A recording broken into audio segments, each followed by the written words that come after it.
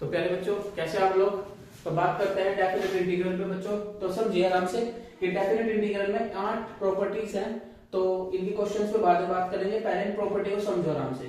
तो प्रॉपर्टी पे समझने के लिए पहले छोटी सी बात याद रखिए कि हमें करने कैसे हैं। देखिए पहली बात करते हो प्रॉपर्टी नंबर 1 की। इसमें दिया हुआ है कि ए से बी किसी भी, पहली बात तो समझिए आराम से, ए से बी अगर हम कहीं भी अगर एक फंक्शन है और उसमें x है और इंटीग्रेशन है a से b में, तो इसका मतलब ध्यान समझो, उसका अगर तुमने किसी चीज का इंटीग्रेशन सोल्व करा और तुम्हारे पास आंसर आया fx, तो fx करने के बाद तुम यहाँ पे लिखोगे a से b।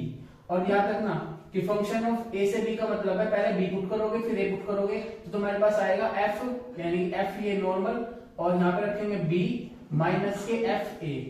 और ध्यान समझना, यानी कि एक बात समझ में आई कि a से b तक की जो भी होती है उसका इंटीग्रेशन करना, इंटीग्रेशन करने के बाद b से a तक की वैल्यू है तो पहले वैल्यू में b पुट करो फिर a पुट करो, जो तुम्हारा प्रॉपर आंसर होगा वो आएगा। और एक बात दिमाग में डाल लेना कि बेटा c नहीं होने का इसमें, क्योंकि c को हमने करने के लिए हमने पहले लिमिट रख ली। ओके भाई प्यारे बच्चों, तो बात करते हैं फर्स्ट वाली की। तो फर्स्ट प्रॉपर्टी में उन्होंने बोला है कि फंक्शन a से b में है और fx dx है। तो ध्यान समझना कि फंक्शन की जो लिमिट है वो a से b में ही रहेगी अगर f t dt हो गया। लाइक दैट इस तरह का क्वेश्चन कहूं मैं देने के लिए कि फंक्शन ये था, अगर तुम्हें दे दूं कि फंक्शन है x प्लस 3, तो समझिए अगर मैं x प्लस 3 को क्या मान लूं, t मान लूं, तो dx is equal to dt के इक्वल आ जाएगा। अगर ऐसी सिचुएशन आ जाती है तो उसके फंक्शन में हम छोटा सा क्वेश्चन बना के और a से b तक की लिमिट रख लेंगे, और इसके बाद ये क्वेश्चन करवाऊंगा। फिर उसके बाद बात करते हैं प्रॉपर्टी नंबर 2 पर। प्रॉपर्टी नंबर 2 ये बोलती है कि फंक्शन अगर a से b में है और fx और dx fx है और fx आपने दिया हुआ है dx, तो समझिए आराम से अगर लिमिट तुम्हारी a से b तक है तो b से a में कर दी, यानी कि लिमिट जो है a से b की जगह b से a में कर दी, लिमिट चेंज कर दी। तो लिमिट चेंज करने पे इस फंक्शन में कोई फर्क नहीं पड़ेगा, बस एक लास्ट में स्टार्टिंग में एक माइनस लग जाएगा। प्यारे बच्चों समझ लीजिए, अगर इस फंक्शन की बात करें तो a से b में था और fx dx था, तो मैंने बोला कि अगर लिमिट b से a में कर दी जाए, लिमिट चेंज कर दी जाए, तो ध्यान रखना उसमें स्टार्टिंग में क्या आ जाएगा, माइनस। ठीक है प्यारे बच्चों। नंबर 3 की बात करें तो प्रॉपर्टी नंबर 3 की बात करते टाइम एक बात याद आनी चाहिए बच्चों तुम्हें सभी को, इस तरह क्वेश्चन जो होंगे लाइक दैट, इस तरह क्वेश्चन समझ लीजिए। अगर मैं तुम्हें कह दूं कि बेटा बताओ a से, अगर मैंने कुछ ऐसा दिया, यहाँ पे लिख दिया 3 और 3 से लेके मैंने यहाँ पे लिखा 8 और एक फंक्शन दिया, फंक्शन है कुछ ऐसा कुछ करके कि फंक्शन जो है x माइनस 5 का इंटीग्रेशन करना है और साथ में लगा हुआ है मोड।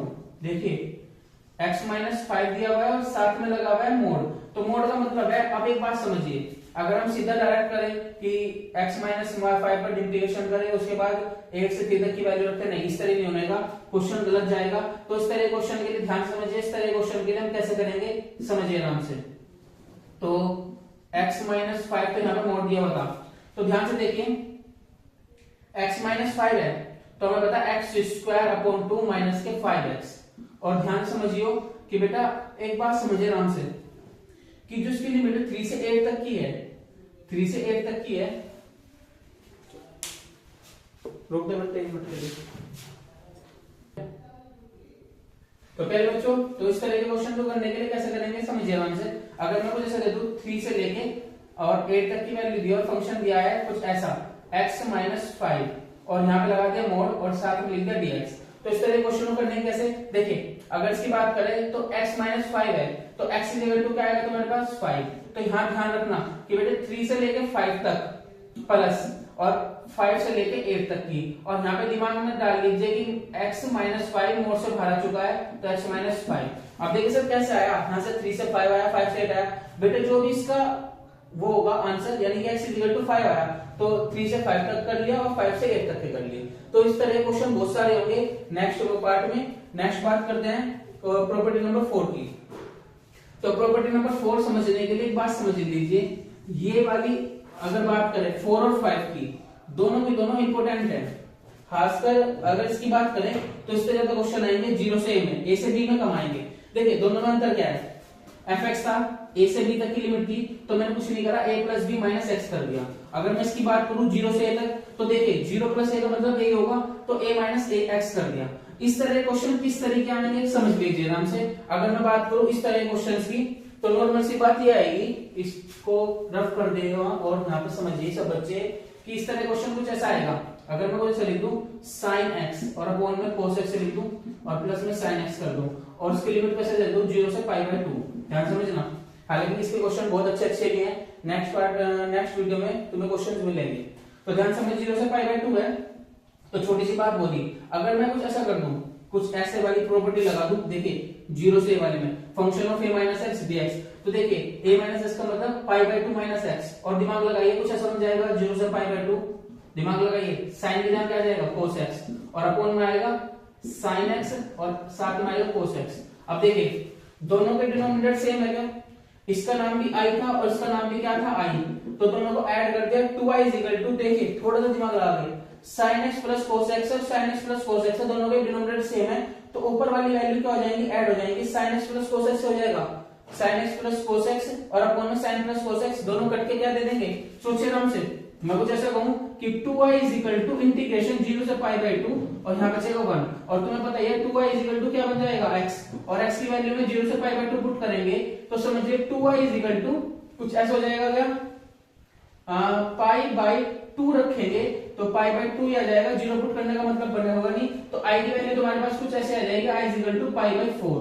तो इस तरह क्वेश्चन जो होंगे वे इस प्रॉपर्टी से खत्म होंगे, और इन दोनों का कहीं ना कहीं यूज हो रहा होता है। खासकर अगर मैं इसी की नाम बोलूं तो इससे ज्यादा इसी को बोल सकते हैं और इसकी जगह इसको बोल सकते हैं, कोई फर्क नहीं पड़ेगा। ठीक है प्यारे बच्चों, तो प्यारे बच्चों बात करते हैं प्रॉपर्टी में 4 में बात की थी मैंने, 5 के लिए तुम्हें क्वेश्चन करवा देगा। 4 वाले के लिए एक बार समझिए कि फंक्शन a से b में दिया हुआ है, f(x) dx दिया हुआ है, तो हमें कुछ ऐसा करना है a plus b minus x। Okay, तो ध्यान से समझिए, मैंने क्वेश्चन कुछ ऐसा दिया π/6 और π/3 है, π/6 का मतलब 30 डिग्री होता है और इसका मतलब 60 डिग्री होता है, और 60 और 30 का सम करें तो 90 डिग्री आएगा। क्लियर है, तो 90 डिग्री को हम बोलते हैं, देखिए π/3 प्लस π/6 को अगर ऐड करें तो π/2 आएगा। ठीक है प्यारे बच्चों, अब ध्यान समझो आराम से, कुछ क्वेश्चन ऐसे बनेगा क्या, π/6 अपॉन में π/3 दिया हुआ था, और ये बताइए आराम से सोच के देखिए dx अपॉन 1 प्लस, क्या कुछ ऐसा कर सकते हो क्या, दिमाग लगाओ, tan x को अगर करें तो sin अपॉन cos, cos यहाँ चला गया, cos plus under root sin हो गया, sin ऊपर चला जाएगा, सॉरी cos ऊपर चला गया, तो तुम्हारे पास क्वेश्चन को जैसे बनेगा cos x वो भी अंडर रूट के अंदर, और यहाँ बनेगा sin x plus cos x वो भी अंडर रूट के अंदर। ठीक है प्यारे बच्चों, तो ध्यान से बात सुनो, आराम से समझने वाली बात ये है किस तरह क्वेश्चन कैसे होंगे, तो थोड़ा समझिए आराम से। π/6 से π/3 है, तो इनका मैंने सम किया था π/2 आया, तो मुझे एक बात पता लग गई कि सर अगर ये i के इक्वल मानते हैं तो i का मतलब ये भी होगा सर π/6 से π/2 तक की बात करी, मगर ठीक है, तो अगर मैं इसमें ऐड करूं तो कुछ ऐसा होगा सर sin x वो भी अंडर रूट के अंदर, क्योंकि π/2 माइनस x का मतलब क्या होगा sin cos, अगर मैं इसके ऊपर लगाऊं तो π/2 माइनस x का मतलब क्या होगा, ध्यान समझिए sin x, और sin π/2 माइनस x का मतलब क्या होगा cos x। ठीक है प्यारे बच्चों, तो थोड़ी सी बात समझिए, कुछ ऐसा आएगा sin और यहाँ पे आएगा cos x और यहाँ आएगा sin x। ठीक है, और ध्यान समझिए अगर इक्वेशन 1 इक्वेशन 2 को ऐड करा जाए तो समझिए आराम से, तुम्हारे पास कुछ ऐसा आएगा 2i, और कुछ दोनों के डिनोमिनेटर सेम है, ऊपर वाली चीज भी सेम हो जाएगी, तो यहाँ पे आएगा 1 और साथ में dx और साथ में लिख दोगे π/6 और π/3। अब ध्यान से देखिए एक बात छोटी सी, 1 का इंटीग्रेशन क्या होगा x की वैल्यू में π/3 और π/6 ऐड करेंगे, तो सोचिए π/3 में से π/6 ऐड करने पर तो तुम्हारे पास कुछ आंसर ऐसा आएगा, x की वैल्यू π/6 है, π/3 है, तो मेरे हिसाब से 2i तो इक्वल है ही, तो इसको कैंसिल करोगे तो π/6 ही आएगा, और π/6 के बाद इसकी वैल्यू अगर निकालोगे तो π/12 हो जाएगा इसका आंसर। ठीक है प्यारे बच्चों, तो इस तरीके से आंसर निकाल सकते हैं, तो इसका जो आंसर आएगा नॉर्मल सा, इसका आंसर आएगा i इज इक्वल टू π/12। ठीक है प्यारे बच्चों, आज बात करेंगे 6th वाली प्रॉपर्टी पे, और 6th प्रॉपर्टी का कहना यह है अगर फंक्शन इवन है तो इसको इस तरीके से नोट कर सकते हैं, और ओड है तो इसका आंसर 0 होगा। ठीक है, देखिए मैंने दोनों ही क्वेश्चन दिए हुए हैं, तो एक बात समझिए, माइनस ए से ए तक की वैल्यू दी, माइनस पाई से पाई बाय 2 है, और माइनस पाई से पाई में साइन की पावर 5x है, साइन की पावर 2x है। अच्छा, छोटी सी बात समझिए, अगर इसमें एक ओड होगा, इवन होगा, तो एक का आंसर 0 होगा, और दूसरे को हम सोल्व इस तरीके से कर सकते हैं। अच्छा, थोड़ी सी बात समझिए आराम से, कि पहले एक छोटी सी बात लेते हैं कि इस वाले फंक्शन को देखते हैं कि फंक्शन इवन है, ओड है। देखिए, सबसे मेन चीज, अगर मैंने किसी भी फंक्शन में, इसका कहना ये था कि फंक्शन ओड है या इवन है, वो चीज देखने के लिए कुछ नहीं करना, फंक्शन में कोई भी वैल्यू उठा के रख देंगे। ठीक है, तो ध्यान से मुझे क्या होगा, देखिए फंक्शन तुम्हारे पास क्या है, साइन की पावर 5x है, और थोड़ी सी बात समझिए, अगर मैं कुछ ऐसा कर दूं, माइनस पाई से और पाई तक की वैल्यू है, और साइन की पावर पाई है, तो ध्यान से समझिए, अगर फंक्शन की जगह अगर मैं बात करूं पाई माइनस एक्स की, पाई माइनस एक्स की, तो ध्यान से समझिएगा। आ जाओ बेटा, तो भैया पहले बच्चों बात करते हैं प्रॉपर्टी नंबर 6 पर। देखिए, एक बात समझिए, अगर लिमिट दी है माइनस ए से ए तक की, और फंक्शन है f(x), तो एक बात समझिए आराम से, फंक्शन इज इवन और फंक्शन ओड का मतलब क्या है। अगर मैं तुम्हें ये कह दूं कि फंक्शन में कुछ नहीं करना, f माइनस एक्स पुट करके देखो, अगर ये आता है fx के इक्वल, क्या आता है, fx के इक्वल आता है, तो इसका मतलब ये इवन है। और मैं अगर कहूं कि फंक्शन में माइनस एक्स पुट करके देखो, कुछ नहीं करने के लिए बोला, x की जगह माइनस एक्स पुट करा, तो अगर तुम्हारे पास आता है ऐसा कि माइनस fx, तो इसका मतलब ये फंक्शन ओड होगा। देखिए, x की जगह माइनस एक्स पुट करने पर अगर सेम टू सेम आता है फंक्शन, तो इसका मतलब कैसा होगा, फंक्शन इवन, और इवन बनेगा, आंसर कुछ इस तरीके से लिखेंगे। और अगर फंक्शन ओड, यानी कि x की जगह माइनस एक्स पुट करने पे उस पर कुछ फर्क नहीं पड़ा, वो माइनस बाहर निकल के आ गया, तो इसका मतलब फंक्शन ओड है, और ओड का आंसर सीधा 0 होगा। तो ध्यान से समझिए, क्वेश्चन कुछ इस तरीके से दिया है, माइनस पाई से पाई तक की वैल्यू। अभी थोड़ी सी बात करनी, कुछ मैं ऐसा कर देता हूं, पहले मैं साइन में साइन की पावर 5x थी, और उसमें क्या पुट करूं, साइन की पावर 5 तो सेम ही रहने दो, x की जगह माइनस एक्स पुट करा, थोड़ा ध्यान समझिए, x की जगह माइनस एक्स पुट करा और कुछ नहीं करा। अब देखिए, साइन की पावर 5 और माइनस एक्स पुट करने में माइनस बाहर आ गया, यानी कुछ ऐसा बन जाएगा साइन की पावर 5x। तो यानी कि देखिए, इसमें फंक्शन नहीं लेके चले थे, और ये फंक्शन क्या बना, माइनस, यानी कि मैं अगर फंक्शन ऐसा लेके चला था, तो फंक्शन इसके इक्वल आया माइनस 5x fx के, तो इसका मतलब फंक्शन कैसा है, ओड है। और ओड वाले के लिए सीधा आंसर क्या लिख सकते हो तुम बच्चों, कुछ ऐसा लिखोगे क्या, -5 से लेके -पाई से लेके पाई तक की वैल्यू है, और साइन की पावर 5x है, तो ध्यान समझना, इसका आंसर कुछ ऐसा आएगा, सीधा 0। देखें, क्योंकि इसने दिया है अगर फंक्शन ओड है तो इसका आंसर क्या होगा, 0। अब बात करते हैं इवन वाले के लिए काम। इवन वाले के लिए समझने के लिए छोटा सा दिमाग लगाना कि क्वेश्चन में करना क्या है। देखिए, मैं छोटी सी बात बोलता हूं, -π/2 से π/2 थी, छोटी सी बात। पहले तो एक चेक कर लेते हैं कि फंक्शन इवन है, ओड है। तो मैंने कुछ ऐसा करा, साइन स्क्वायर थीटा की जगह माइनस थीटा पुट कर दिया।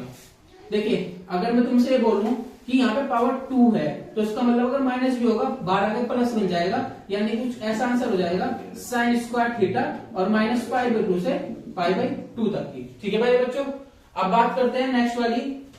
अब इसका इंटीग्रेशन करना है, तो यानी इसका मतलब कुछ ऐसा कर सकते हैं हम इसको, -0 से लेके π/2 तक की वैल्यू। देखिए, 0 से a में चेंज करना था, 0 से π/2 में चेंज कर दिया, और 2 बाहर लिया, और कुछ क्वेश्चन कुछ ऐसा बन गया, साइन स्क्वायर थीटा।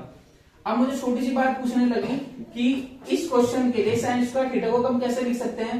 देखिए, 2 तो बाहर, 0 से π/2 बाहर, और एक बताइए साइन स्क्वायर थीटा का कुछ ऐसा कर सकते हैं क्या, 1 माइनस कोस 2 थीटा अपॉन में 2 यहाँ पे लग गया, तो इसका आंसर तुम्हारे पास 2 से 2 कैंसिल हो, 1 माइनस कोस 2 थीटा का इंटीग्रेशन करते हैं, तो देखिए आराम से 1 माइनस कोस 2 थीटा का इंटीग्रेशन, 1 की जगह तो आएगा थीटा, और यहाँ का आएगा साइन 2 थीटा अपॉन में 2, और सोचिए आराम से वैल्यू क्या होगी, लिमिट क्या होगी, 0 से π/2।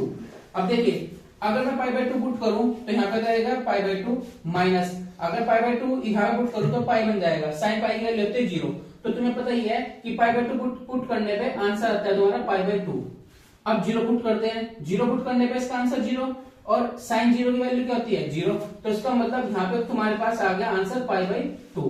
तो इसका जो इंटीग्रेशन का आंसर आया वो कुछ ऐसा आया π/2, और कहां से कहां तक के, -π/2 से पाई बाई 2 है। अच्छा एक बात और दिमाग में डालिए, दोबारा रिवाइज कर लीजिए, माइनस ए से ए तक की कोई भी क्वेश्चन दिया हुआ है तो उसे इवन और ओड चेक करना है। अगर ओड है तो उसका आंसर 0 है, और अगर इवन है तो उसमें 0 से ए तक की लिमिट बन के भाग 2 आ जाता है मल्टीप्लाई में। ठीक है प्यारे बच्चों, चलिए तो प्यारे बच्चों प्रॉपर्टी नंबर 7 की बात कर लेते हैं। प्रॉपर्टी 7 और 8 बहुत ही कम यूज करते हैं, वैसे हालांकि जो क्वेश्चन इस तरह के होते हैं उन्हें यूज करते हैं। तो देखिए आराम से, 0 से 2f(x) dx है, तो समझिए आराम से, अगर फंक्शन में 2a माइनस एक्स पुट करा, लाइक दैट क्वेश्चन को जैसा दिया हुआ था पाई बाई 2, a की जगह पाई बाई 2 पुट करें तो देखिए 2a का मतलब पाई होगा। अच्छा ये फंक्शन ही कह रहा कि function 2a minus x put करा, x की जगह 2a माइनस एक्स करा और fx एक वाला है, तो आंसर ये वाला होगा।